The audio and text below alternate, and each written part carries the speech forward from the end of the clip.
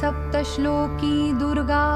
शिव उवाच देवी त्वं भक्तसुलभे सर्वकार्यविधायिनी। कलौ हि कार्यसिद्ध्यर्थमुपायं ब्रूहि यत्नतः। देव्युवाच शृणुदेव प्रवक्ष्यामि कलौ सर्वेष्टसाधनं।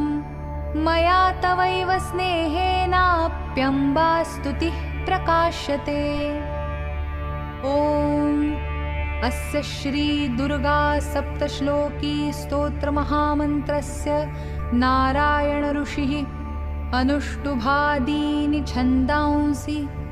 श्री महाकाली महालक्ष्मी महासरस्वत्यो देवताः श्री दुर्गा प्रीत्यर्थं सप्तश्लोकी दुर्गा पाठे विनियोगः।